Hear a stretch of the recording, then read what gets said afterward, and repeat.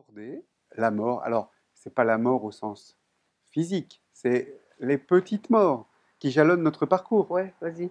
C'est ça? Ouais, C'est déjà dit? Ça marche? bah oui, c'est à toi. Ah bah, les petites morts, j'en sais un bout parce que, en fait, j'ai eu la chance de surfer avec la joie quotidienne et d'être une joyeuse de nature. Je crois que ça, c'est un don, le don de la joie. J'ai eu de la chance, je remercie le ciel. Mais je m'en suis fait chier, la vérité. Enfin, j'ai été une enfance, j'ai vécu une enfance en Suisse où je n'aurais pas aimé être, tellement c'est rangé, c'est sérieux, c'est routinier, tout le contraire de ce que je suis, pas de fantaisie, enfin tout ça. Ensuite, je me suis marié avec pas la bonne personne, mais en fait, ça devait être la bonne pour que je sois devenu ce que je suis devenu, parce que j'ai dû supporter des mensonges, de la corruption, de l'ennui, de la manipulation, enfin tout ça. Euh, bon, un politicien qui était plein d'idées, mais pas de cœur. Ensuite, je me suis trouvé avec dans la musique, j'ai des millions d'heures pour apprendre à chanter.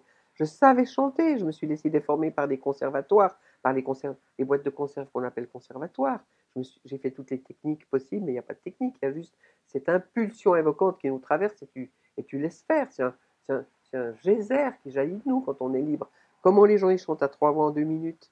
Et c'est le fruit de 50 ballets d'expérience, de ne pas se laisser faire par ce qui entrave cette impulsion qui invoque le beau, qui exprime la reconnaissance d'exister, et la joie et la rigolade.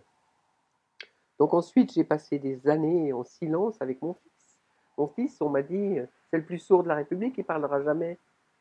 J'ai pleuré 6 mois et après, je suis resté 5 ans dans le silence pour le démutiser. Ça veut dire que j'ai codé tout ce que je devais lui dire pour qu'il comprenne. Et je répétais 200 000 fois mets ton manteau, Vincent, Vincent, mets ton manteau. Si tu écoutes les cassettes, le jour où j'ai montré les cassettes, j'avais des amis qui ont pleuré. Ils ont imaginé ce que c'est de passer 5 ans à répéter la même chose avec un tempérament de feu comme le mien. Et je crois que le feu, il est dompté par le, le, le vrai sens du sacrifice. Quand vous aimez votre enfant, vous faites tout pour lui. J'ai tout fait pour mon fils, pour ma fille aussi, que j'aime pareil. Mais ça veut dire que le sacrifice, c'est vraiment entrer dans le sacré. La vie est sacrée, elle t'a donné cela, c'est que c'est parfait pour toi. Donc de ne pas quitter cette idée que c'est parfait. La maladie que tu as, et je suis très touchée par les gens qui sont ceux qui ont le plus souffert dans les projets. Parce qu'ils ont vécu le bagne, ils ont été violés, et elle devient, la fille en question, elle devient championne de thérapie pour les femmes violées et pour les maltraitances. Hier, il y avait un couple qui m'a beaucoup touchée. Ils sont venus vers moi en pleurant parce qu'ils ont été touchés qu'en pleine carrière de cantatrice, et pas de cantatrice d'ailleurs, j'ai eu un enfant qui devient sourd, qui est sourd, silence total. Arrêtez de chanter, juste chanter pour lui, juste chanter pour moi, juste chanter pour l'intérieur, laissez chanter Dieu en moi. Et ce couple joli qui pleurait, eux, ils sont les deux peintres et ils ont un enfant qui est né aveugle. Donc ça veut dire qu'ils vont devenir des grandes personnes. Et je crois que quand on a exactement l'antidote de notre problème ou de notre destin, alors le sacré peut émerger et faire des choses incroyables.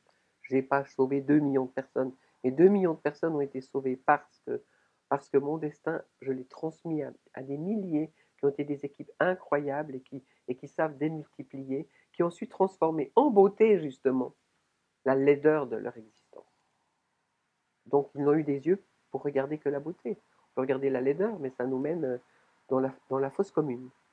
Alors que la vraie mort, c'est cette mort à nos petits tracas qui n'ont rien à voir avec ce que vivent ceux qui sont en Syrie aujourd'hui et qui sont torturés, les Libyens qui arrivent et qui ont tous été torturés en arrivant ici, tous ceux qui n'ont même pas un papier, même pas un nom, même pas un droit, et qui n'ont même pas à manger. Toutes les 5 secondes, un enfant meurt de faim. Ça ne suffit pas pour nous ramener à nous et nous dire oui, je suis heureux, merci. C'est tout. Merci. Merci, Igor. Merci beaucoup.